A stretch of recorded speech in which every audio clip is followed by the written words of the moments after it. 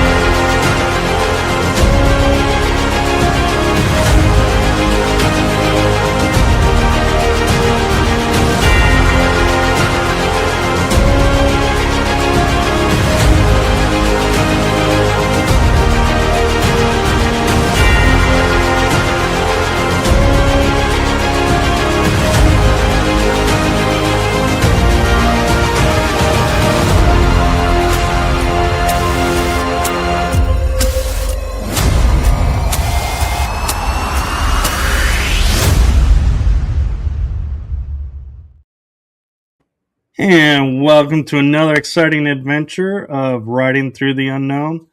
Thank you all for joining us on this special evening. It is a Friday night, and I am so excited to have this guest on. We are bringing you a topic that when I was talking to her, I was explaining I've wanted this topic on this show for 4 seasons now, and finally able to bring it to you all. So I hope you all are in for a galactic ride because this show promises not to disappoint. And I am going to hand it over to my amazing guest. She is on TikTok. She is well versed, well informed into what's going on. She's plugged in. I give you the one, the only, super galactic Sarah Starr official. Oh my gosh. Listen to that intro. Wow. Pump me up a little more, won't you? Oh my gosh. No, seriously, thank you for having me. My name is Sarah Starr, as Michael said. So I'm a intuitive reader. I'm a multi-dimensional communicator. I'm a content creator. I do it kind of all for free. But my lane is really about connecting dots, about astrology, about space weather, about consciousness, disclosure timelines, and basically that translating what everybody is feeling and what they're experiencing into what we can navigate for real life, basically. So this is kind of how we are able to navigate the coming times, what's happening in the present moment specifically, especially with the space weather. That's a daily kind of transformation. But really, what I'm doing is I'm connecting to people who are very sensitive, or at least I'm finding people that are very sensitive, people who resonate with multidimensionality. So star seeds, light workers. These are people who have really felt different their whole entire life. Now they're moving through like this big awakening process. It comes in layers. They're experiencing these dark nights of the soul where they're having emotional regulation problems all of a sudden correlated with space weather. So they'll have vivid dreams, they'll have synchronicities, they'll have these sudden clarity moments, and these come in waves or like a strong pull of truth. But the goal really isn't to convince anyone of anything. It's really to help people discern and to stabilize themselves and just to remember who they are while the world around them changes so fast. So thank you for having me on. I'm super excited for today's topic. It's what we talk about every day. I love it. Well, thank you, and I'm glad we were able to connect and collaborate. And I want to start with the topic that we, were saying we were going to focus on because it is something I think that's important.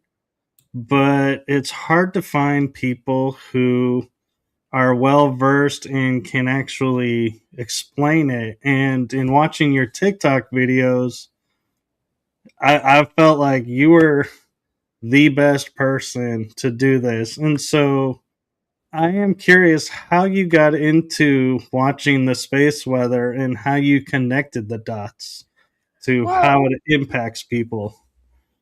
it wasn't something that I kind of looked out for. It was something I knew existed on the back burner.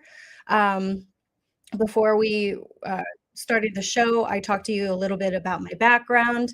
Um, I have a bachelor's in media communication and communication studies, TV broadcast, journalism, radio, all of that fun stuff. And one of the genres that I was looking towards was meteorology.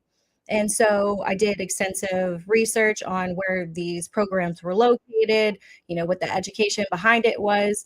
And I looked at the curriculum ahead of time because you have to pay for college and I want to know what I'm paying for. So I looked at their curriculum and on there was space weather. And I was like, oh, that's interesting. But I realized that there was only such a little blank of time. So I did look into it while I was looking for that school. So I had a little bit of background knowledge prior. Well, 10 years later, after, graduating college, I head into space weather again. But at a very odd time in my life because it was right around the time I was having one of my first awakening moments and space weather just like laid right on top of my lap and I understood everything, all of the research that I went through. It was like remembering how it all worked. I was like, oh yeah, duh, this, that, and the other. Not saying remembering from the time I studied like during college, but remembering from like a past life. Like I worked with this energy. It was very familiar. It makes sense when you are talking about related to like cosmic webs outside of the cosmos and like galaxies and layers and constellations and different energetic patterns and stuff like that. So it felt really familiar to me, and I realized at that time that I was redeveloping again my psychic abilities because I was born with them. And one of them is feeling energy. I feel the energy of people around me. And I noticed that while I was studying space weather on my own, I was feeling the impacts of it. And then the more I dug into it, the more scientific I saw that it really, really correlates with each other. And nobody was talking about this except if you went into like the deep, dark secrets of conspiracy or the dark web, because this is how they control things around the world as well. So it's very interesting. All of these power dynamics come along with it. So discernment during this time is really prevalent because there are natural occurrences with space weather, and then there's these artificial programmed ones as well. So they have similar effects. But space weather just kind of clicked to me as like a soul language, you would say. But interesting how it all comes forward. I'm glad that you're excited about the topic too. I've seen you've been following me for a couple of years and sharing all my information. I'm so grateful for that because people really, if you're sensitive, this is a good outlet to figure out what you're actually feeling and how to ground this out and play it day by day, because that's what we really need is a daily presence with this, daily grounding and gratitude. Right. And when we're talking about space weather, we're talking about CMEs, solar flares, and pretty much everything that happens in the cosmos that we don't really hear about. And I find that so interesting that we focus so much on the weather here, but then if you say to somebody, oh, well, there's a storm in space, they're like, and? But then nobody ever thinks about, well, that weather has to go somewhere, so don't you want to know where it's going or Right. what it's doing? Yeah. Well, I think that's the thing is nobody's educated on it. It's very unfamiliar territory to them, even the people that they rely on their news and regular weather for. These people don't know it either. So tapping into space weather is like tapping into like how your daily life is going to be, especially if you're sensitive. But on top of that, there's other layers too. Like we were talking about astrology being on that. And then if you can dissect astrology going into like tropical and Vedic and different energetic lenses through that too. But when we talk about space weather, solar flares, this affects your nervous system. This affects your consciousness. So there's a grounded science layer to this because we know that space weather is basically the sun's activity that is interacting with Earth's magnetic environment. So when we have the sun burst these plasma ejectas, these CMEs out, this is electromagnetic radiation. So there we have classified strength flares. It's like a C-class flare is the lowest one, and M-class flare is like mid-range, and then X-class flare. Anything above like a 10 would be really exponential, which we're looking for. But X-class flares have really big effects, and we've had a couple of them. We've had actually a lot of them, and huge geomagnetic storms on top of that due to the ejecta of all of this plasma.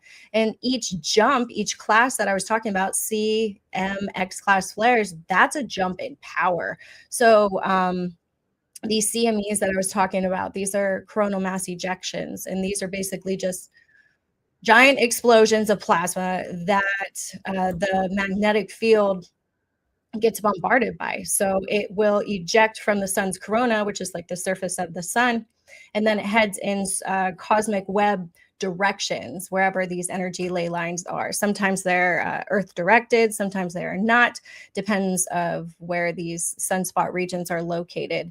And then there's also little background effects like the Parker spiral, just where it falls in. You know, there's a lot of different effects. We can go in for days, honestly, talking about it.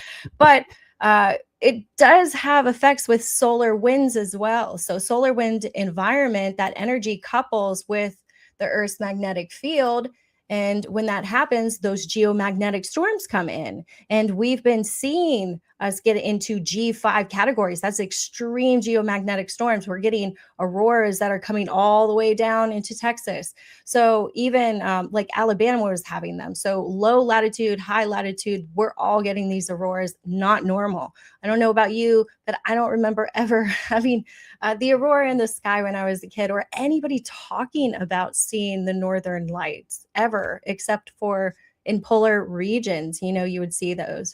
But not just the geomagnetic storms we're getting solar radiation storms too. This is like high proton levels that come out from the plasma. So sometimes you have like electrons, photons, protons, neutrons, all that fun stuff. But the protons are what cause the solar radiation storm. Those take the longest to get to Earth.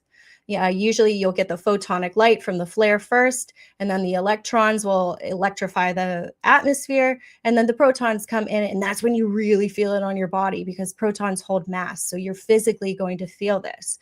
So you're having geomagnetic storms, solar radiation storms, and radio blackouts on top of all of that. So the radio blackouts, they kind of come first, but if the Earth is already highly electrified by a geomagnetic storm or a coronal hole, those also cause geomagnetic storms. There's multiple layers in this, and people are starting to feel these active conditions. Some people barely notice them. Some people feel everything. I don't know about you, but I feel everything, and it's not a fun superpower, like at all. I don't know. Hard transitional periods. I agree, and I'm kind of curious as, like you were saying, you know, I've been following you for a couple years now, and it seems to me like it's ramping up, and it's more frequent and more almost daily. Am I seeing it right, or is it just No, we're talking about it, and so it's now in the eye where before it wasn't, so it feels like it's more often. Right. I know what you're saying. Like I said, I've been kind of tracking this since 2020 actively, and we are in a solar maximum period, which is like an 11-year cycle, but there's a bigger cycle that's on top of that. So that's why this is really important, because we're in an age of disclosure where this solar maximum is one of the more potent ones that we're having. And like, we're having more of a weakened magnetic field as well. So that's why these are stronger effects. And when you have a weakened magnetic field, more of that cosmic radiation comes in, more of those light codes come in. They activate dormant DNA. Without, like, you know how you have a certain light spectrum? Well, this is what this radiation does. It's in an invisible light spectrum, but it's doing stuff, it's doing stuff. So they come in different waves. So there's like delta waves, there's theta waves, alpha waves, beta waves, gamma waves. So we're looking at least with Earth, having 7.83 hertz kind of Earth beat like heart. And that's linked to human consciousness as well. But that's like that theta wave. But what we're experiencing now with the solar flares is this gamma wave radiation. So we're looking at like 30 to 100 hertz. And these are like spikes. And you can track this through different modalities on the Schumann resonance as well. And this is linked to a lot of high level integrity and tension. So you're going to get these aha moments when we have higher solar radiation that comes in on these peak days. So you're not crazy. This is very new information. This is like new age information that even scientists, they don't even know what they're looking at wholeheartedly unless they see the whole picture. But what this does is, like, the theta states that we are constantly in, that's very dreamy, that's very emotionally processing kind of states of mind. This is where the subconscious is surfacing. But then we have those bursts of gamma, and that's the clarity, that's the pattern recognition, that's the sudden insights, like I said, the aha moments. And these come during different cycles. And this also has to do with astrology and moving through like those different energetic cycles. Like I said, I can feel energy. So there's different layers that are on top of this. So if you have wild dreams or old memories that are resurfacing, or random emotional detoxes, like you're crying and you're purging and you don't know why, or like you suddenly see something, like in one day, you're like very high clarity all of a sudden. So it's your system that is sensing these invisible outside energetic factors, and it's creating these stress points on your body inside of your nervous system. Because it's invisible doesn't mean that it's not affecting you, just because you can't see it, like Santa Claus, you can't see it. Is it there? Well, he's not, but there's layers. Like I said, there's physical recalibration layers, there's emotional purging layers, mental rewiring, like phases, there's energetic sovereignty layers. I would say like that would be the ending point when you get to a certain point where you have a clear intuition or stronger boundaries because of these little integration beats that you go through. But they come in phases of intensity, and that's not so fun. Like at all. Not fun. Right, and yeah, it does get taxing on the body. And with that in mind, we talk about how certain space weather can affect the nervous system. Yeah. And it also cause like blood sugar to go up and be like, and the stress levels to go up. And if so, what can people do that are sensitive to this to kind of pull it back and ride the wave, so to speak, easier? Yeah, that's exactly something that we need to tackle as well, because we have to have a common antidote for what we're feeling, especially if nobody's on board with like cymatics yet. So the natural way that you can eliminate or lessen the symptoms of what you're experiencing is really connecting to nature, And also this has to do with each person individually. Like if you're looking at your chart and you notice that you have barely, say your chart has a lot of fire elemental modalities to it, and there's barely any earth, you physically need to go outside all of the time and start grounding yourself, because there's nothing there to ground yourself. So this does go individually, but just grounding yourself in general, because that is going to take that excess energy out into your meridian points. You can either touch a tree, you can use your hands. These are meridian energetic points. You also have them on your feet. So grounding barefoot, that cycles that energy out, and it provides you to clear those chakra systems, or at least anything that is stagnant within your body. Same, like say you have a chart that has like a lot of earth, it will do the opposite, a lot of earth and no air. Well, to get anything started with you in action, you need to move your body. There's no other way. How do you create a spark? You have to move it. So adding a walk or a salt bath, something with Epsom salts, taking a warm shower, hydrating, add electrolytes or a higher pH level balance, something that's going to sustain and rehydrate you at the same exact time. You want something, not Dasani water that has added salt and minerals to make you, love it more, I guess. Nobody drinks it. But anyway, you also want to start looking into a little bit of breath work. You want to slow your body down. That creates your nervous system thinking, or at least trying to switch it into thinking that it's safe. If you talk slower, or you move slower, or you do things with slower intentions, your body will just naturally start going into a safer mode. Reducing caffeine, obviously, switching from like a regular coffee into like a mushroom coffee, something with lion's mane, that's going to keep your memory very, like yourself, very focused, or cordyceps in that. Less doom scrolling, because the media is going to absolutely count on you doom scrolling, seeing what's going on, especially as they have more catastrophic headlines or news catching headlines that are they're pushing out specifically on purpose. And yet again, they use those cycles as well. The media uses those cycles in order to get a hold of you and push you through an energetic agenda. Remember that they know about the energy waves. They know about all of this. So they are manipulating you. Don't think they're not.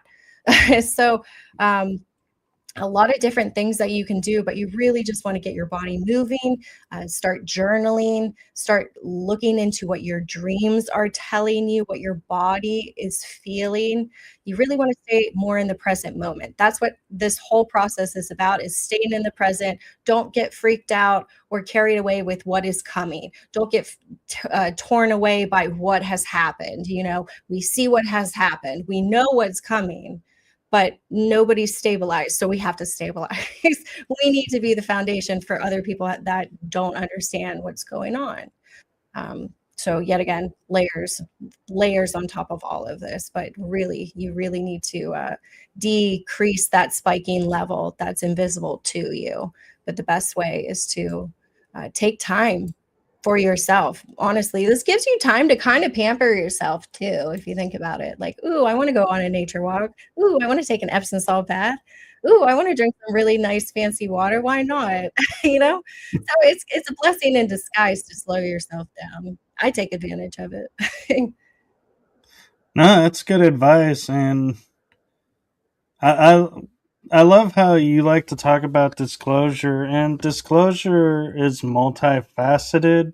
Mhm. And so everyone thinks, oh, because we say the word disclosure, we're going to say UFOs and aliens are going to come on this date, and that's the disclosure. It's like, and you remind us that no, disclosure can come in the forms of, and I love when you go on your TikTok and go, here are dates to watch out for and Yeah. focus on, because it's like, yeah, that's disclosure too. And so thank you for that. Well, of course, I have to tell somebody. If I know it's coming, it's like, do you guys see it? Do you know it's coming? Do you feel it? Because it's like it's there, like the Cardi B, like, do you see? And it's honestly, it's day by day. I know you see it too I know we all see it day by day, the media headlines, and like knowing my background and knowing how corrupt the whole system is, like it almost drains my energy seeing the games, the twisted games that they play. You can hear it in the music that they're playing in the background to hook you in, the colors that they're presenting to you. It's very meticulous what they do in the media. It's very interesting. But disclosure is going to come with discernment. uh some people, like you said, they imagine like one event that's happening, like a press conference or a big document drop or something. I don't know what it is, like something. They're looking for something. But disclosure and how it's actually going to unfold is going to feel, like I said, I work on energy waves and feelings, and visions. But it's a pressure cooker feeling. It's a pressure cooker feeling, 100%. So it's not like one big reveal. It's a progressive widening, very, very slow, of what people can actually tolerate as real, because there's going to be an ontological shock. People are going to see what these craft look like in real life. They will see the dark secrets that are happening in Hollywood. They will see the dark web that comes onto your feed without warning anymore. Like I said, there's layers to this disclosure, and if it all came in at once, we would be toast. So here's the shift. Kind of what I notice right now is that people are losing the trust in the packaged narratives because they see that it's all fluff. There's no answers. It's all fluff. And then when that trust really collapses, that's when people start looking for patterns instead of the same stuff that they have been fed. So disclosure isn't really just about aliens, although it's a huge part, huge part. Disclosure is really about who controls the information. It's about who benefits from what you believe, who's benefiting from that, what happens to the society when the story that they used to be told is now not a reality anymore. So you can feel that the disclosure is very active right now, because it's not just a news cycle. It's the people in it now. We're all in it together, and we're seeing that, and we're being affected by it day by day. So people are saying that, I've had experiences, I've never told any about this. They're talking about these controversial issues that they should have, kept hush hush. People are stepping out of positions of power all of a sudden. People have told them that they've, felt like a certain way since they're little. So it's also not like the most terrible thing, but it's also people like starseeds coming out of the woodwork and saying like, hey, I'm resonating with this information too. And maybe because these military officials are coming out, or we have more spiritual people coming out, hearing a little bit more. This is a recognition for a lot of people. So there's cracks in all of these stories, but there's also a light beneath those cracks that's coming out and that people are really seeing. So there's an inner pressure, definitely a feeling that reality is much bigger than what we're being told. And that's the disclosure energy. So disclosure is just widening that reality little by little. Like I said, it comes in layers. Contact is going to come in layers, because when reality widens, people really start remembering what they've already sensed. And that's the power of it. But we also have kind of a problem because we have AI is going to be a little bit of a misinformation sideways kind of deal that we're dealing with, and it's not a coincidence that it's coming out all at the same time. Technology rises with the things that are collapsing. Discernment is really going to be in the age of information. We're in the age of information right now, I feel like, and your platform gives people like me a voice to spread these type of at least acknowledgments, or like I said, I connect the dots, so maybe I can help connect a dot. But discernment is really going to be this spiritual skill of the whole entire decade. Like if you can discern what is actually real and what is actually not real, we'll be okay. We'll be able to ground. But there's going to be a lot of people that will not be able to do that at all. So we kind of almost have to hold their hands. That's okay. That's okay. We were there once. Exactly. That's the thing. It's a process, like a slow process coming in waves. You're a part of the first wave too. So we have to hold these people who are in the second wave and show that, yes, these dark things happen, but in a mature way, how do we step into the next phase together and make sure it never happens again? And how do we restructure all of these systems? Yeah, that's Because the we're in a key. restructuring Never age. happens again. Say what? I said that's the key. Never happens again. Never, ever happens again. Once you remember it, let's never forget it. And that's the thing. So the AI on top of it, that's going to really be, that's going to put a foggy phase on top of everybody. So discernment really is looking within. And like I said, working with energy. So say you're doom scrolling, like everybody does. You need to use your real intuition while you doom scroll. Look for the real data. Try to categorize what the misinformation is. What is the fear mongering? What is the spiritual entertainment? You know what I mean? These things are designed to hook you. But if you are scrolling and say you come across something and you have a weird feeling to it. So is this post giving you panic? Is it giving you hysteria? Maybe it's not true, because the truth doesn't really resonate with that frequency. There's truth there, but you have to dissect it. Like I said, you don't want to be dependent upon anything. You want to use your own discernment, your own research, check your own nervous system. The guidance will return to you whenever you take a pause. So stay away from that. I feel like AI is going to be really hard. I've seen some good ones. I know you've seen some good ones as well. I'm not happy about the AI. It's such a useful tool, but I see the Facebook. Whenever you look at Facebook social media posts, the AI is so rampant over on that social media platform specifically. I don't know why it's that one. I see it on other ones as well, but Facebook has got me a couple of times. These are smaller things, but I just like pattern recognition, so I'm just watching what are they trying to fool, because I'm one step ahead. I'm like waiting in the background, just watching it. Well, thank you for that. And I have a question for you, and I'm not sure energy wise if you've ever been asked or thought about this, but as we have these eclipses and the solstices and all these events and planetary alignments and the solar weather, are they all connected and bouncing off of each other? Like, can a CME cause a planetary alignment to strike and make certain days more energetically beneficial? Love this question. Yes, that's exactly it. But it's in.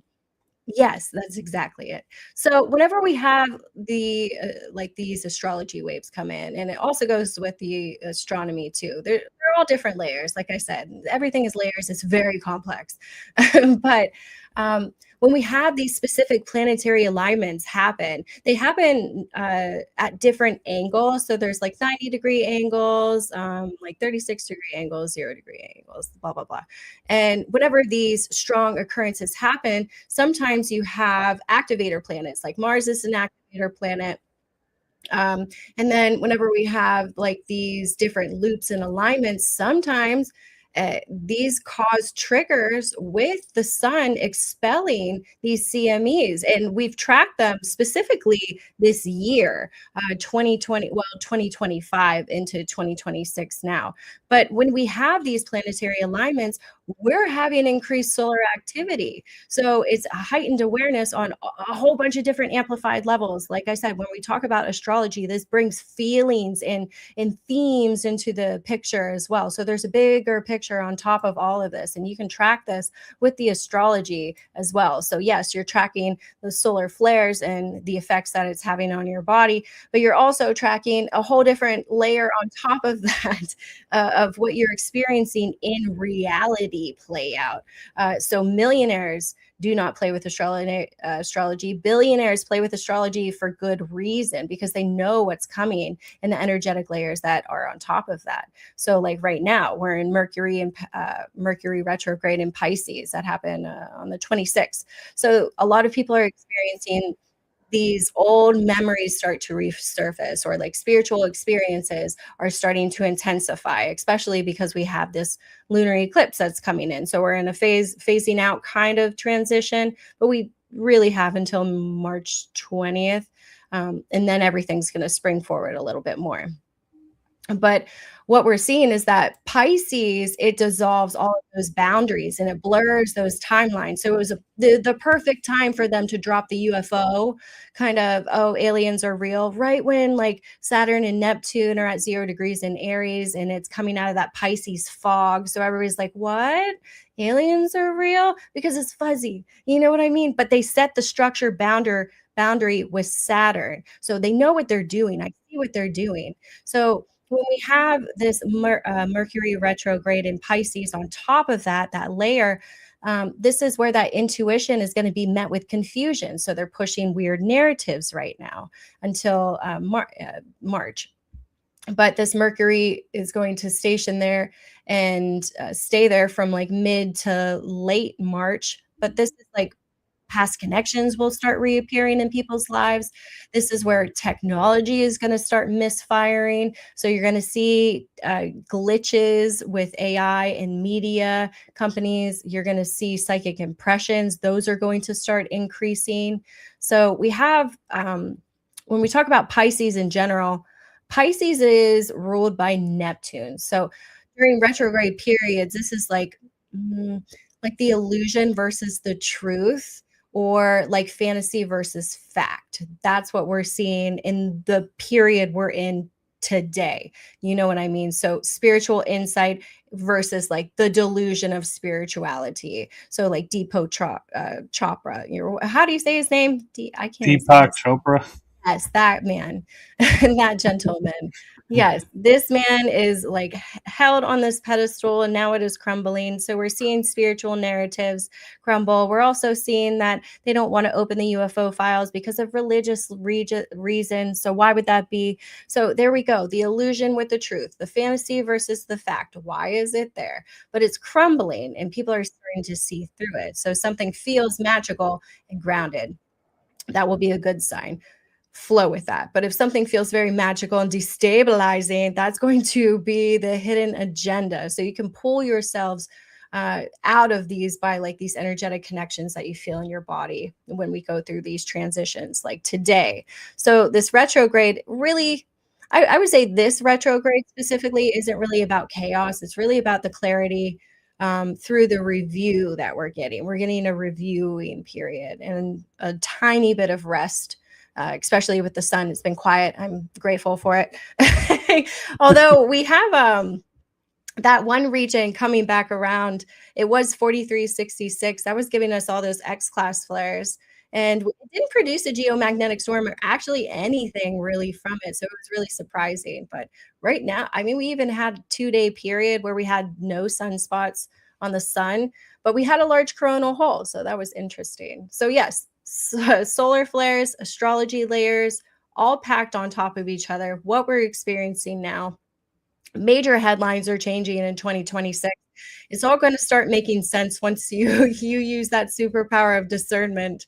But yeah, I feel like we're in a shuffle right now. I don't know about you, but I'm feeling that shuffle. Oh, I am. And what I find interesting is like, I always will joke that weathermen being the perfect job because you can be wrong 90% of the time and still keep your job.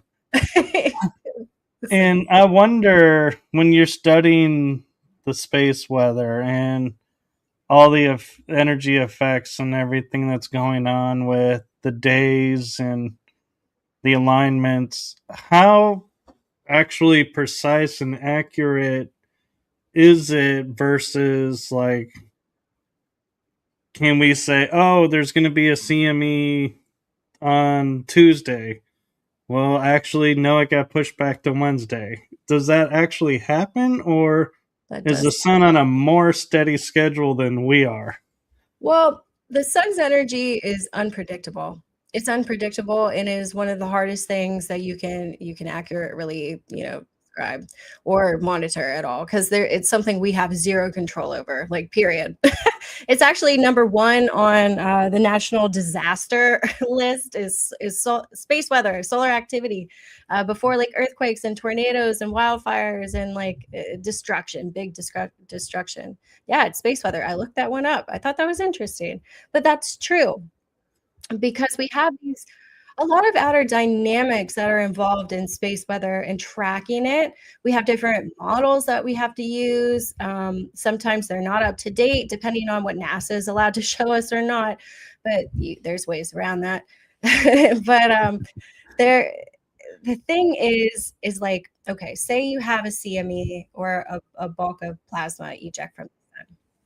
Sometimes this comes in fast shooting waves. Sometimes this comes in partial halo formations. Sometimes these are whole halo formations. And then they, like I said, they run on these energetic current lines that are directly connected to different planets. We follow these on the Parker spiral. That's another model that we use, so we can see where plasma is headed, if we're going to have a tailwind of it or if not. And along with this is that sometimes these CMEs hold more density, so more plasma is ejected out. So the density could have bigger effects or heavier effects, or sometimes it takes longer to come into Earth than what is predicted. Usually it's between like 48 to 72 hours, but I've seen it come in within 24 hours, and it's within like a moment notice. The next day we had auroras, so it's coming faster and quicker. Sometimes this has higher velocity. They shoot out really, really quickly. So like I said, we get them within 24 hours. That was unheard of. Nobody reported on that one either. I was like, what? I've never seen this happen. And that's a problem. That's a problem. That means the magnetic field is just wide open. So I see like, it's very hard to predict.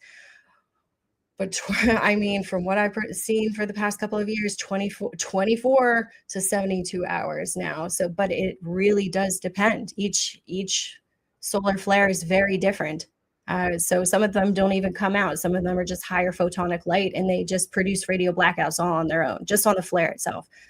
So we have some big things that are happening, and our power grid cannot be sustainable. Especially, our Texas power grid. That's our main power in Texas. And then we have substations along the East Coast, but we cannot sustain that. It would cost like a couple million to be able to restructure the whole grid for the entire United States, but they're not doing that, and they're not doing that for a reason.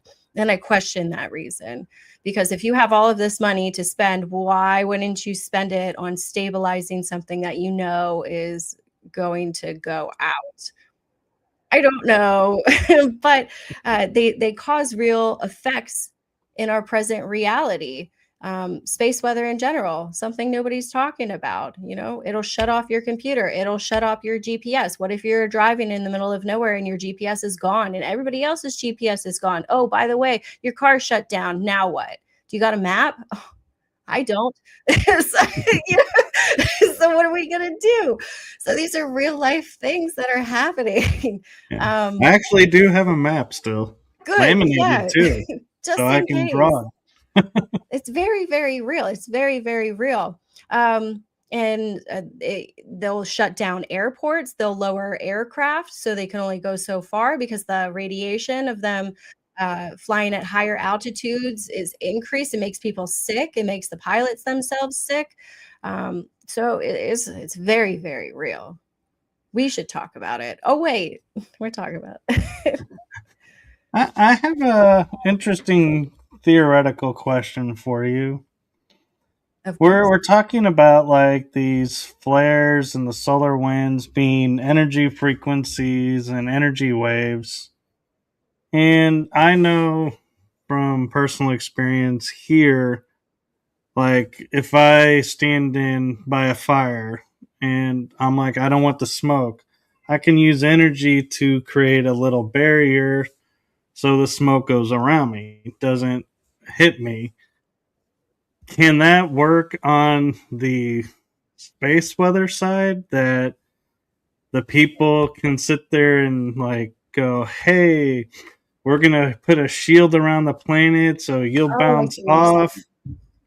Or is it, enough people can say, hey, we're gonna put a protective field and bounce the energy? Or is the sun's energy just so much so that the most we would do is, like, instead of a category like X, like you were saying, we made it a M, just diminished it a little? Something smaller. So you're saying, can we put or can they put energetic barriers upon themselves to protect themselves from the sun's radiation? Is that what you're Can we, saying? as like people, being energy ourselves, can we put up energy shields to protect Oh, our areas yes. and ourselves from these impacts? Yes, that's it. Well, here, you ask a very complex question. I think you know that. I think you know that. How do we answer this correctly with all these things? Okay, so yes, you can. And that's what we're doing. Um, as grid workers or people who can hold energy frequencies, we can stabilize the planet, but we can only do it for so long. Lineages hold it down for us, so it can be kind of a permanent deal. But what happens is that there's this false light matrix that is created over, I know this sounds crazy, it's created over Earth. It goes in these different patterns, and that is kind of what is dissolving. So the sun's light codes can penetrate through layers, different layers, but it goes through there's like this energetic boundary point that we go through in the photon belt, which is also kind of what we're going through our solar system in general, in this sector of the galaxy. So it's higher photonic light that comes in, plus the sun's solar maximum coming in, so extra solar activity on top of all of that. So it diminishes this false light matrix that these extra or interdimensional races put on the planet. And when that happens, yet again, that cosmic energy comes in. Sometimes that's too hard to handle. So, what we have to do as human incarnates that are energy frequency carriers, holders, we create a frequency grid that can stabilize the positions alongside interdimensional beings that are also helping stabilize the poles. Because when the solar maximum happens, what happens with the sun is that its magnetic poles they shift. And when that happens, our magnetic poles start to shift. So if we can stabilize all of this together, then we won't have as catastrophic occurrences on the planet, because it's happened in the past where the poles have flipped and everything was gone. This was the floods with Noah, the mud, everything was gone. So, and that's kind of why they're here now, is we're trying to stabilize it so it doesn't happen again. So yet again, it's waking everybody up, getting them on these frequencies, whether they know it or not, doesn't really matter. We're stationed all over the place for a reason, to stabilize across the globe. I know that sounds crazy, but I know you asked that for a reason. Oh, I did, because my next question is that why the star seeds Yeah. are waking up and being so many versus in the past being like one maybe on the west coast, one on the east coast? Now it's like, oh, there's like 400 on the west coast Yep. and 600 on the east coast. Now it's like, Listen. did they wake up and activate and arrived because they knew this was coming, and so to create a barrier. Right. And a lot of people, they don't even know that they're these souls. They're just doing the work on their own without even knowing it at all. So, like I said, when we go through these photon belts with higher photonic light that comes in, more of these solar data codes come and integrate through brainwave patterns, through your body rhythms, and it's just a natural occurring waking up process whenever you do it to a planet specifically. So it's supposed to be, like I said, in waves, so it's tolerable, it's more digestible for everybody. But yeah, we're waking up little by little in order to stabilize. But there's these processes that happen, and the ones who have the higher dimensional souls are the ones that wake up because we already have more of the light coming in. So we're like, oh yeah, there it is. And it's just a very familiar feeling. And they start researching and looking for a community or a reason why they're feeling the ways that they're feeling. And then we all just kind of come together. And the faster we all come together, the quicker we can get this over with. But I don't know. It seems like a very slow process. There's still the second wave that has to get over a lot of the shock. They're still digging in the deep, dark rabbit holes. The third wave doesn't really know what's going on. I see they want to fight still. They'll come next year, but we're working with the second waves right now and stabilizing them because we don't want them to burn everything to the ground. That would be counteract. I just Counterproductive. I know. I see a lot of them doing it though, and it's unfortunate. It's like I want to say don't do it, but I see them doing it anyway. Ugh. Right. And one question I have for you, since you watch the skies a lot and everything, is what would you interpret if, for example, I can go out pretty much any month and I will see Orion in the sky, clear as day. And I'm like, and I know Orion is not always stationary, that it moves around. So how is it that I can go out monthly and see Orion full bore in the sky center With Orion? Well, Orion is like a mutable and cardinal sign. So it's not a fixed sign. So it does move around, but we all move around Polaris. Polaris is like the main point. So like whenever you die, you're going to go through Polaris because that goes straight to source. But around that, we have different layers. This is when you go into like more astronomy. So there's like layers upon layers, and this is where you get into like the archetypes and where you're going to get into different dimensional origins, but it's not like mainstream known yet. So it's interesting that you're asking that question. I love that you are because that's what it is. That's how the dimensional origin. So it goes into like these constellations. They come down in layers and we don't have access to them. But Orion is a mutable cardinal sign. So like the fixed signs, that's like Taurus, Leo, Scorpio, Aquarius, they're always going to be there in the sky at a certain horizontal point. But we do move around and our axis changes. So when our axis changes, we experience the fixed signs where they're supposed to be, but then we have like these mutable cardinal signs that are just like moving around. But it's very complicated. You ask very complicated questions, but I love that you ask them. But yeah, it's more of like, did you ask about Orion specifically? Why? I kind of want to know why. Well, I have connection to Orion Okay. as starseed, but it's the one that I recognize when I look up. I'm like, there's the bow, there's the belt, or I'll be like, there's Orion's belt, there's Orion, and I'm like, I don't think Orion's supposed to be in the sky visible right now, but there he is. And where are you located? I'm on like the PA Ohio border. So I am in Texas near the Oklahoma border. Okay, so you're a little bit more. So if you look outside today, and like north is behind me. So if you're looking more towards the south and look up, Orion's going to be up towards that way. He's gonna be very visible in the sky, almost not 100% directly above you, but you will be able to see him visibly in the sky tonight. Because I saw him today too, and I was like, oh, there he is. Because it's funny, yeah, for some reason you were talking and you said Orion, and I got this pull to talk about Orion for you.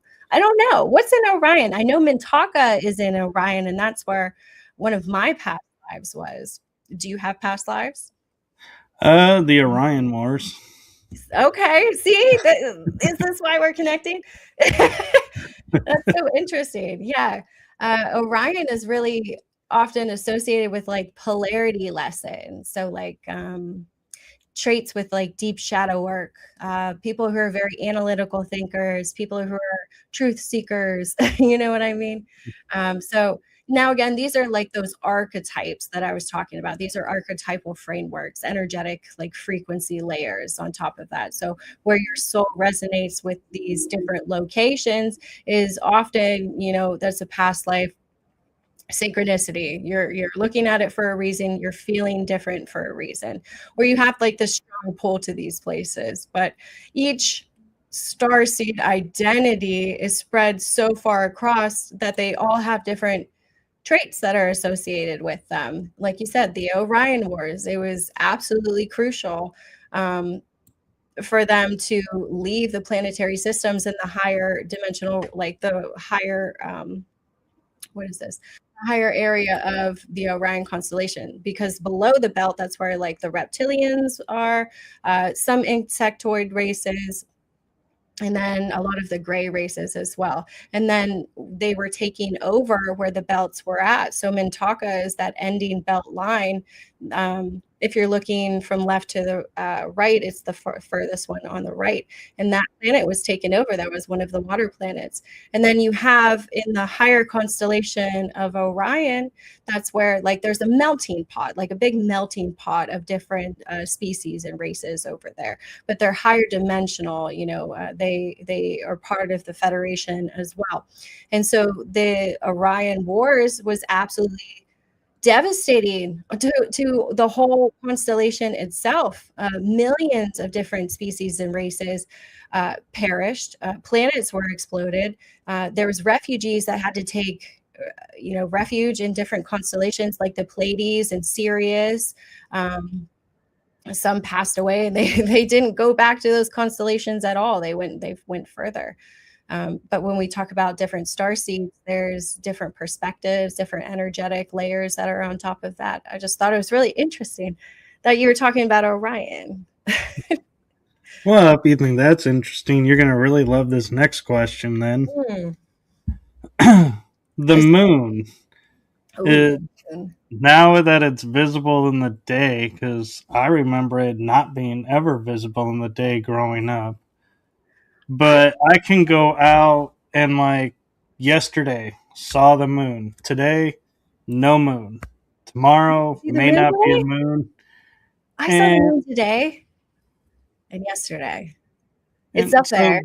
That's what's always is like interesting me now, and why I think a lot of times like it's an artificial construct up there, because how can it be visible one day in the sky and then not visible the next day, visible, maybe not visible for 2 days, and then visible? It's like random when it shows up.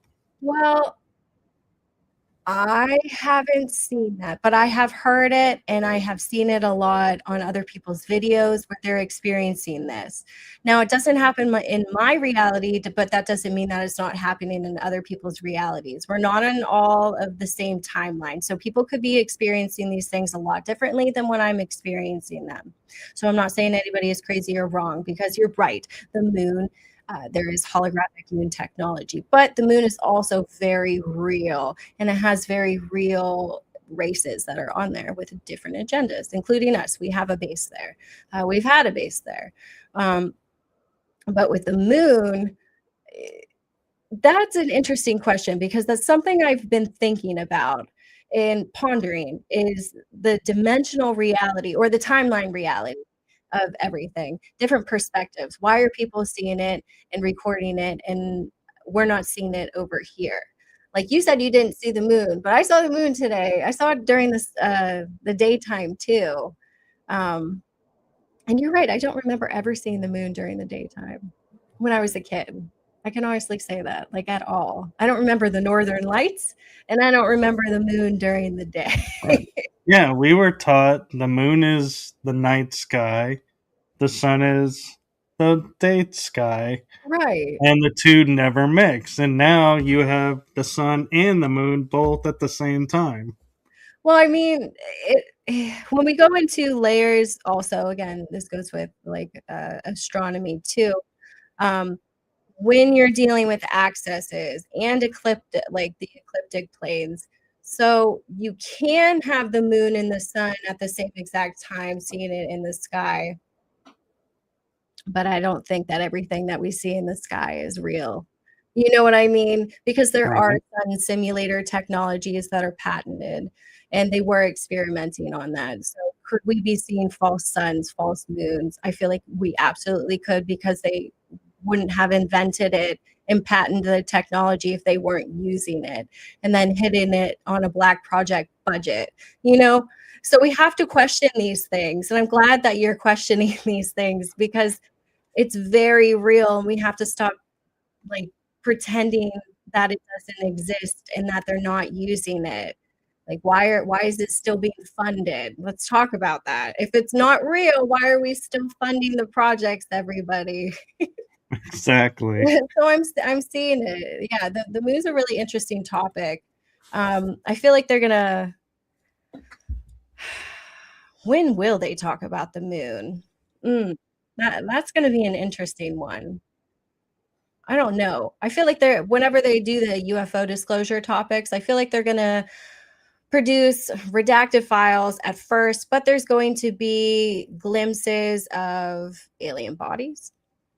I think there's going to be glimpses at high definition um, video footage and photos of UFOs themselves in different spacecraft so they can widen their minds. But I also think it's going to be a big shock.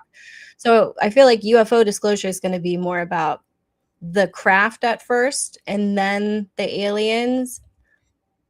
But when are they going to talk about all the hidden things that they did? Like with the secret space mission and, you know, the moon landing and the reptilian ships. And then when are they going to talk about what happened during World War II and the Mars base and the Dark Fleet? And when are they going to talk about Ganymede and, you know, what's on Saturn? And let's talk about what's on Jupiter. And let's talk about the Venusians there on Venus. And let's talk about Meldeck. Like, when are we going to start the ball rolling on the whole thing? Because this is a big, big ball of of everything that they've hidden for Yeah. thousands of years, thousands of years. It So I is. feel like the And moon is going to be a big topic because it's active. We see it all the time. And when will they introduce that? I'm well, excited and what about surprised me is some indigenous cultures have legends of the moon being placed in the sky. that. So Yeah. they were there before there was a moon. And I thought that's interesting. So I went to look. The Zulus in Africa have stories of they were around before the moon existed in the sky. The Greeks have a whole cultural name for cultures that were around in the Greek area of, with no moon. And I was like looking at this and going, okay, and the pre Columbians talk about no moon in the sky while they were in existence, that it came later. And I was like, wait a minute. We have pre Columbians, so we'll say South America, indigenous tribes, North America. Maybe they talked. But then how do you explain Africa and the Mediterranean? Because those four are, we're told, never met. but yet they all share stories of pre-lunar civilizations. So I was like, the moon was not what we were told in school, being a piece of the earth that broke off and has been floating around us. And then I remember, I don't know if you Right. remember, when they shot a rocket at it and it rang like a bell. Oh, yeah, that too. Yeah, there's so many things with the moon, but the moon is not well, okay. Here's what's happening with the moon. So you're right. The moon was towed. It was towed in by another moon. You already saw the paintings. There's two moons. You know what I mean? That's one of them bringing them in. They put it in like this tidal lock position in order to terraform certain planets early in life, and then whenever they're going through transitional phases, they'll bring them back in. So they knew that we were going through transitional phases at that time. Plus, there was also different agendas at play. I think you know about the agendas, the different Right. DNA programs that they were playing with, but they monitor species that are developing and they bring these new constructs in. I mean, it's not almost every planet has them. Ours is just bigger, and they put it there for a reason. They know it's influential. They know that it deals with different tidal poles. They designed it that way. Usually, biospheres are made like by Octurians for the most part. They have like the best advanced like technology, and they create biospheres. So usually they'll take it from like different sectors, and then they'll have it on different planets, and then they'll station it around until they need it at a certain location. So they just brought it over to Earth, and they decided, hey, we need to monitor them now, or hey, we're doing this other agenda as well behind the scenes, and they're not telling anybody. The moon is very, very strategically placed there. Yeah, Yes. and I had a guest who had a book, and I forget the name of the book. It started with the T, and they were saying that yes, the moon was towed in, but it's eventually going to crash into the earth, that it's on a degradation cycle. And I was like, I don't know that I actually, Never do that. That would be a waste you of know, technology. picture the moon getting closer and hitting us. Oh, like the movie Moonfall? Well, it could be like that. And then I look at where they show we're not in a circular orbit, we're actually in a spiral chasing the sun. I've seen that That's image. interesting. I've seen that. What do you think about that with all that you do? Do you feel like that's more accurate, or I think that's more accurate because we are in this spiral developing, because that's just the framework of source. It goes in a spiral. That's just the natural occurrence. It goes into these geometry shapes. So us going around the sun or going in these, they go in cycles, like I said. So there's just this natural formation of us going around a lot of different things. But there's also dark matter and stuff that has different influences too. So it's just very broad topic. I wish I was like, I should have dissected this a lot more. So many I don't layers. know.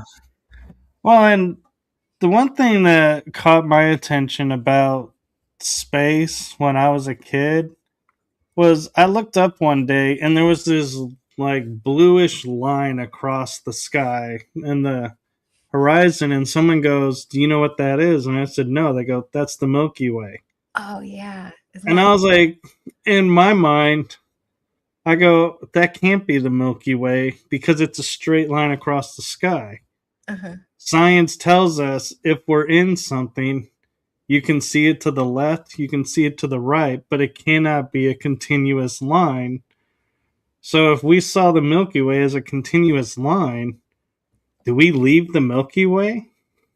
We're on the we're kind of towards the outskirts, which is why we're more isolated and why we were able to be taken over more easily in this sector of the galaxy, because we were alone. There's planets here that are terraformed in this sector, but not as many as the other clusters going towards source. Those are higher dimensions. There's more there. So to come out into the density of the 3D place that we're at, we have to be so far out. But what you're seeing, like the Milky Way, yeah, it's everything's a spiral.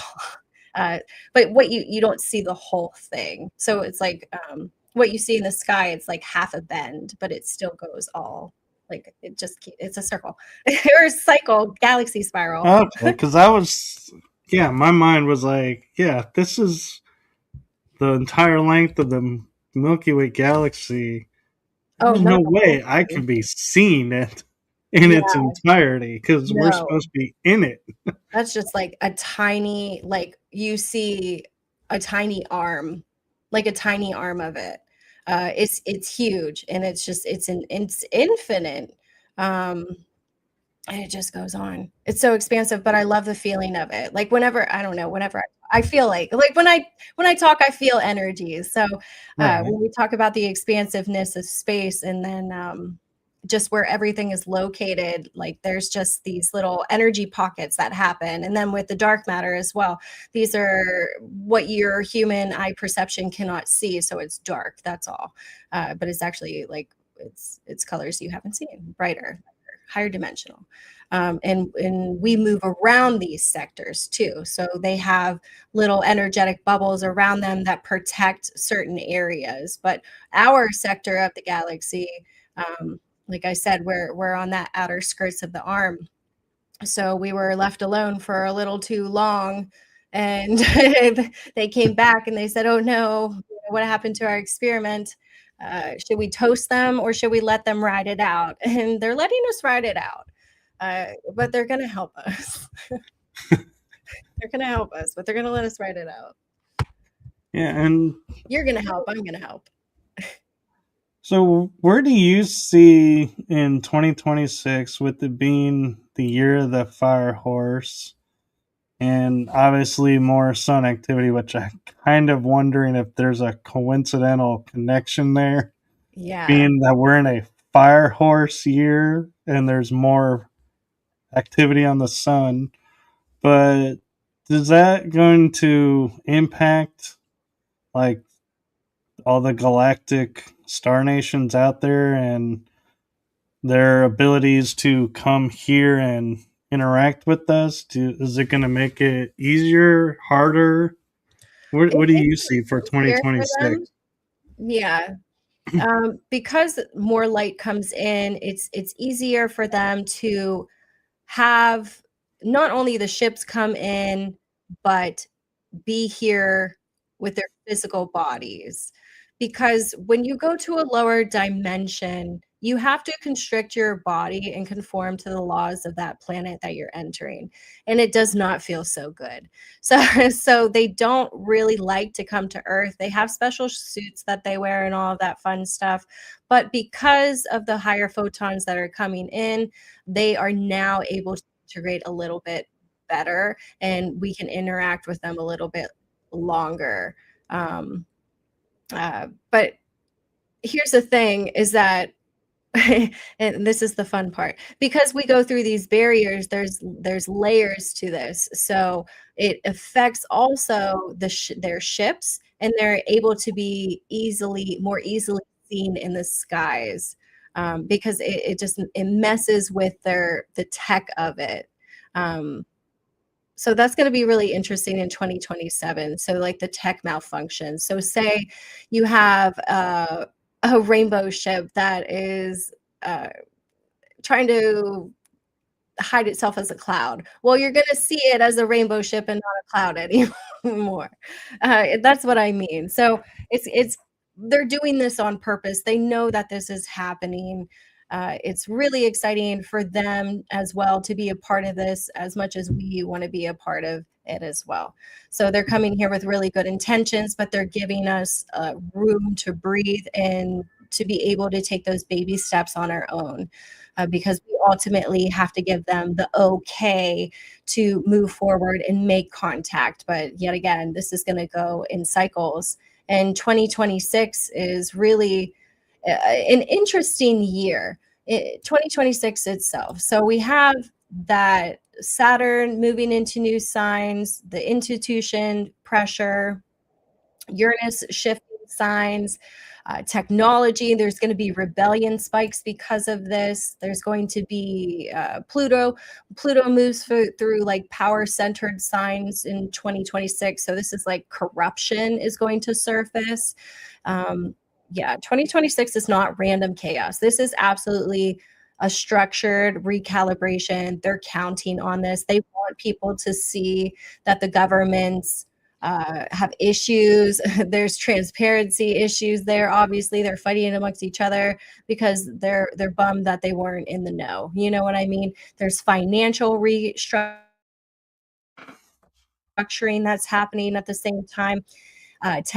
Technology and AI acceleration. There's going to be disclosure narrative shifts that are going to happen. Whistleblowers are going to start coming out a little bit more. They're going to be given the stage. They're going to pretty much push the military whistleblowers first because they still want to miss a military presence.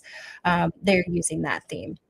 But there's also this religion paradigm that's going to be shifting, and that's why they're having a hard time disclosing the UFO files, or so they say, because of religion factors, because people are going to, ask the question, where are they from? Who are we? I thought we were alone. Who am I? Why am I here? Who's God? They're going to start asking these big, big questions. So religion is going to start shifting little by little. Not saying we're going to get into the whole shebang in 2026, but small details enough for them to palate it, I would say. 2026 is going to feel like you cannot live that old version of yourself anymore, and it's just bursting out and you're done with it. So people are going to like leave their careers. Their identity is going to change. There's going to be boundaries that they're going to put in place because they're done with a lot of stuff. They're going to leave outdated systems. So they're not going to choose the same media outlets like CNN and Fox because they've been lying to them and people are sick of it. So they're looking for people that they can trust energetically, whether they know it or not. They're looking for a frequency that they can tune into that is the truth and that they feel safe, because their whole structure is going to fall and they need a safety net. Like I said, you got to find a safety net to like harness that nervous system. So there's going to be parallel structures that are going to be building at the same time with that foundation, which would be like you and me. So it's really not a collapse. It's a lot of pressure. It's a lot of evolutionary pressure to change. And I feel like that fire horse energy is pushing us in, that we have really big planetary alignments that are going to be happening in July, end of June, going into July. And then our nodals are going to change at the end of July, Aquarius and Leo. So there's going to be big switchbacks around that time as well. So we're in a very active cosmic window this whole entire year, from like late February into early March. This is going to be a period, like I said, about recalibration. So we're in that reviewing phase. That lunar eclipse is going to kind of take everything that we saw, like the UFO and the Epstein files and all of that, and it's going to transition it into a different phase. So we collapsed it out. We saw what's happening. We acknowledged it. Okay, cool. Now what do we do with it? Let's think of this on the back burner. And then spring forward, momentum's going to start going really, really fast for the entire next rest of the year. So emotional releases and shifts in both individuals and collectives, all on their own. So I see 2026 being pretty intense. It feels pretty intense. It's only February. Wait, is it? End of February. Yeah.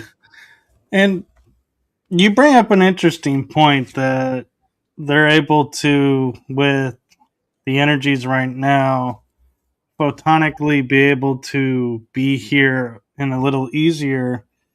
And I can't help wondering if we are raising our energies and, more people are raising their energy. Obviously, the energy of the planet's going to go up. Hence, the Schumann is going to normalize at a new level.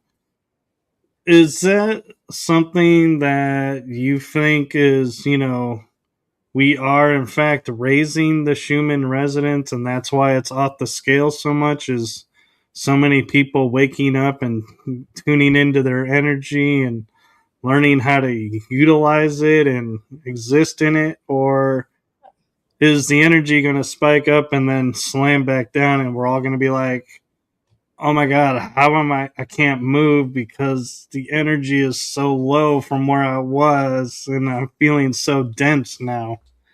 Well, I think it's going to shift. I don't think it's going to be one thing. I think it's going to be fluctuating the entirety of our life, until it stabilizes at a new frequency later down the line. I don't see that stabilizing until after like we pass away. I feel like there's different energy currencies that are going to happen after we pass away, whatever those may be. I don't have access to them because they say I'm not going to be okay. But they said it'll be fine. But you're right. We are upgrading our frequencies as well. And as we continuously do that, a lot of us are tapping into that DNA. And when we tap into our DNA, unbeknownst to us, we are tapping into telepathic communication. And this is going to be one of those contact occurrences. So, upgrading our frequencies when we do it correctly in a conscious manner, in a mature manner, where we're set on more of a love, equality, oneness kind of frequency, is when we'll be able to have this one on one interaction with interdimensional beings because they want you to get to a certain frequency level so you can do that. The quicker we get there, the quicker this can happen and we can have this contact experience. And then they're going to bring in more of like their technology, their cultural ways. But I don't think we're at an appropriate position as a planet to bring in other civilizations from other worlds and say, hey, we're humans, aren't we great? When we can't get them, we can't get along with each other. I mean, we can, but we're just overpowered. It's not really us. Oh my gosh, it's almost embarrassing. Yeah. We, Like, we put too many people on pedestals and say, oh, look, they're better than me. I'm going to follow that person and just do what they did instead of thinking for ourselves. yeah. Yeah. Well, we also do have to stay sovereign as well. Sovereignty is a really key in trusting who you are and trusting your instincts and your value as well. So it's different. It's a different process for everybody that is going through it. Not everybody has had the same upbringings or the same traumas. Um, uh, they're different motives that come through at different times in order to spark specific frequencies at specific times. That sounds so vague, but I feel like it's so precision. Like they're showing me when I say these things, they show me in layers of how it works. And I'm like, what? I It don't does. It does, though. I know it's like they're just these layers, but they're layers upon layers. And it's just so massive that like one person like me can't explain it all. It's all of us together that have to explain the whole story because it's too much. It's too much. Human brain's only like this big. I That's know. what it feels like diving into these topics, You're very well versed. You know what's going on. I do. And yeah, and that's one of the things I love about watching your videos is it's like I know what's going on, but I can't put it into words. And I watch your videos, and I'm like, there, she just shared it. I I'll tried. just share that one out because she said it better than I did. Oh, I appreciate that. Sometimes my words do not come out right at all. I'm very more like I always say this English is not my first language. Telepathy is my first language. It takes so much time, effort, and energy to move your jaw and make sounds and then create meaning of something very complex that barely anybody on earth knows and put it into like the human consumption form. It's very, very difficult. I try my best. I mean, I passed public speaking. I swear I did. But sometimes like I said, you have to ground me. I will go, wee. Oh, no worries. I'll go with for a while. I know you, you'll send me there first, though. That's funny. I'll be like, what took you so long? I know. Too much. We're actually getting close to an hour and a half, Oh, and so good it's conversation. it's been a lot of fun. And I want to ask real quick before we go, since you put out these like pay attention to dates and stuff that's going on, is there anything in March that you feel like March. now would be a good time to say, hey, here's a heads up, think ahead, plan ahead? Yes. Yeah, because we're in a recalibration moment. So what's happening right now? Actually, well, we just had Mercury retrograde go happen in Pisces. So I told you about the technology that's happening, the illusions versus the truth and all of that fun stuff. Well, tomorrow we have something fun going on as well. We do have a planet parade that's happening. Now, this is like Mercury, Venus, this is Saturn, Jupiter, Uranus, Neptune. They'll all be visible in the night sky. They're going to line up along the ecliptic.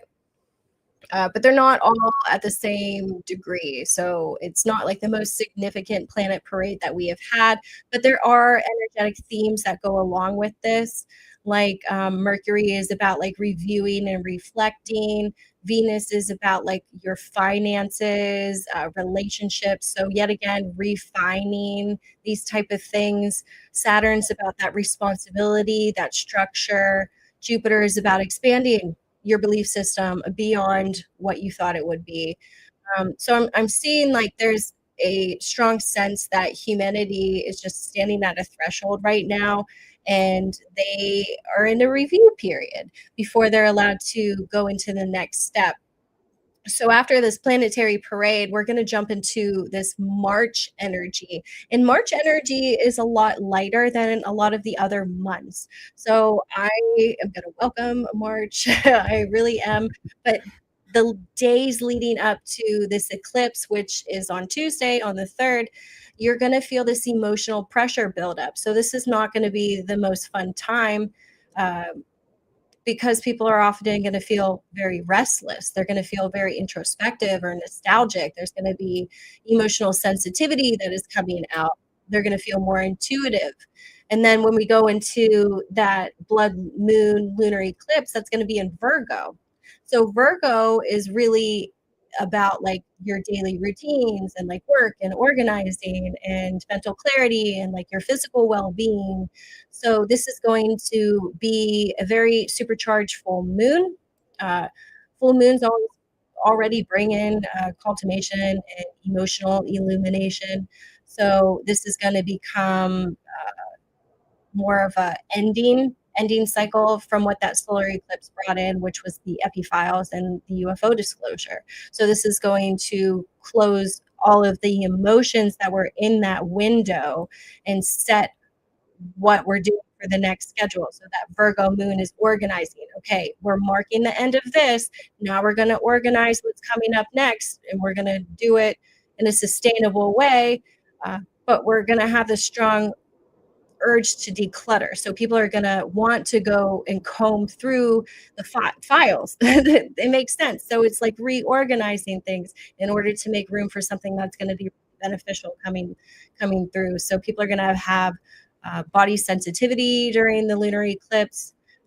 Yet again, a supercharged full moon that's going to have a tidal effect on not only the waters but on your body itself. So your body's going to feel really tired, or you're going to feel emotionally fatigued. Then kind of through after that lunar eclipse happens, we're going to have a nice little lull period, which always makes me question if space weather or solar activity is going to be active during that time. Sometimes we have it very heightened during astrological periods. Sometimes we don't. Sometimes in those lull periods is when we get a burst of solar activity. So sometimes I feel like they want your body to rest during periods. Sometimes I feel like they want your body to be more active, or your mind more active. So more solar flares mean more active minds.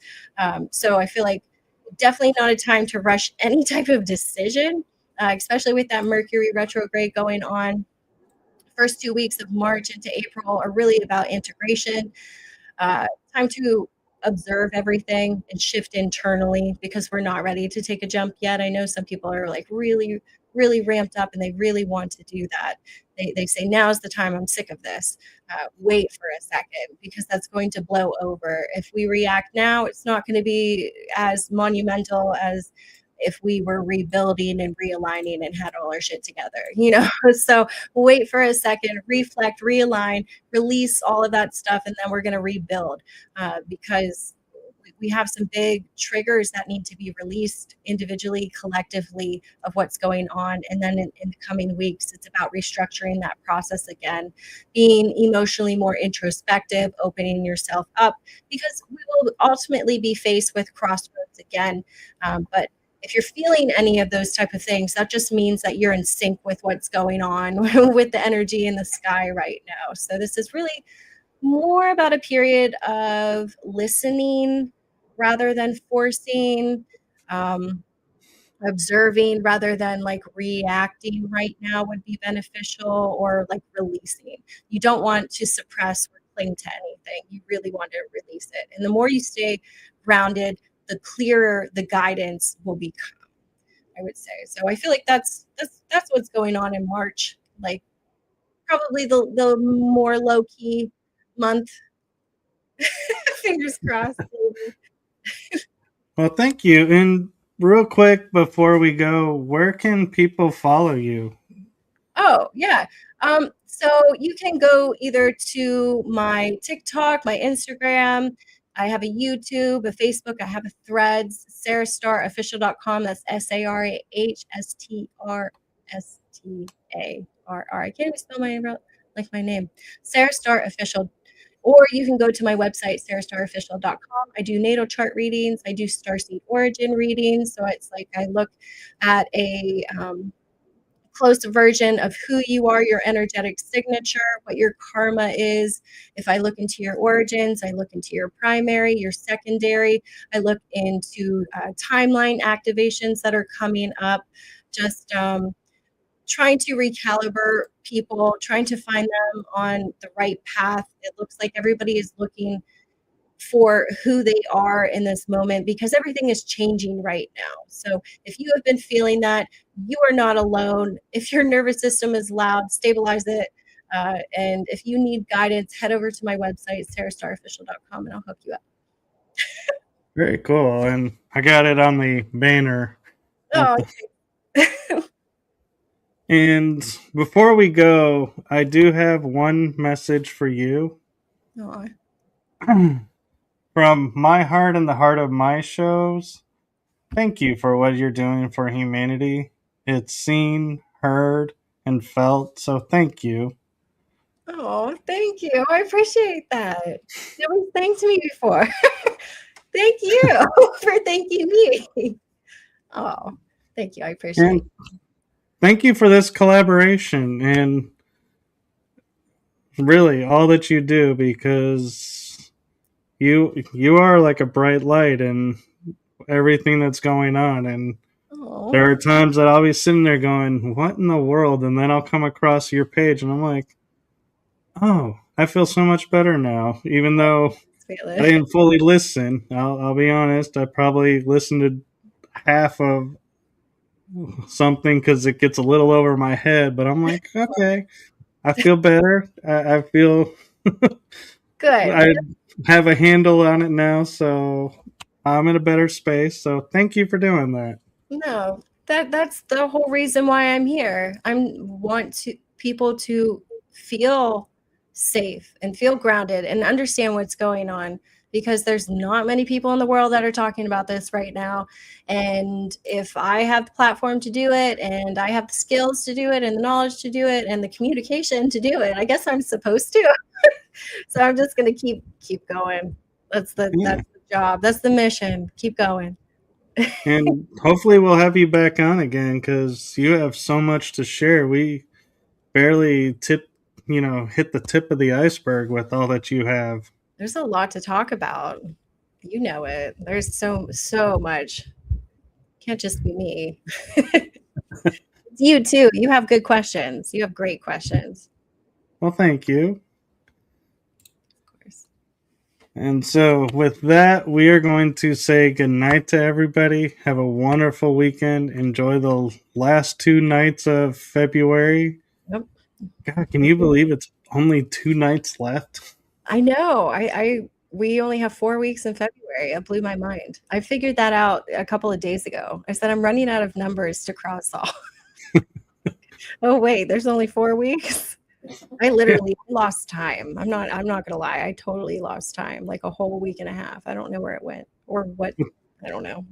I'm gone. What I think will be the hardest thing for people is when February goes from 28 or 29 days to its original 30 days. I know. People will be like, wait, walk. We have an extra day. How did we get this? This is not fair. I know. I wonder when they'll fix the calendars. I was asking that, I was asking that a couple days ago. When, not in our lifetime, I don't think they're going to fix the calendars, but I wonder when they will switch them back. I wonder. Yeah. I don't know. And somebody said the lunar is a 12-month calendar, and I was like, there was a 13th month calendar. What happened to the 13 month? And like, oh no, it'll be 12 months, 30 days. It equals out to the exact number for our year. And I'm like, really? So we never needed that 13th month? That doesn't seem right.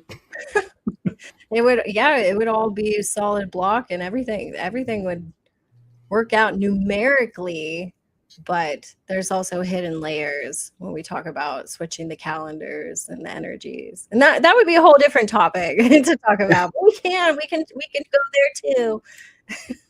There you go. Show 2. Yeah, that's a good topic. That is. Well, thank you again for this collaboration, and thank you to everybody who's watching. And please like, subscribe, and follow along. And I normally don't do this, and this is something new for me. And let me see if I can find it. They move stuff around all the time on here. Is if you like my show and you're want to support it, there is a QR code in the corner where you can donate. And I don't get paid for doing this. Sarah doesn't get paid for doing what she does. So any support you guys can give us, from liking our posts and sharing our stuff out to help with the algorithms to donating money, all of it is greatly appreciated.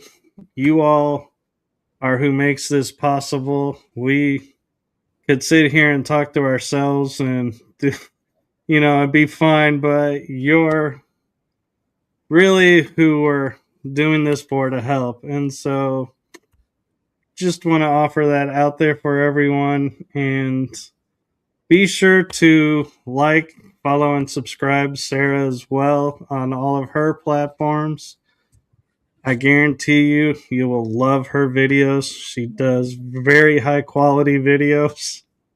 Thank you. I try. I do. I attempt it. It's important. Thank you for having me on. I really appreciate you giving me a voice and people like me a voice. We really need to collaborate again, for sure. Yeah, so I'll be in touch with dates and we will set something up. And with that, we are going to say good night and we will kick off the outro. Good night, everyone. See ya.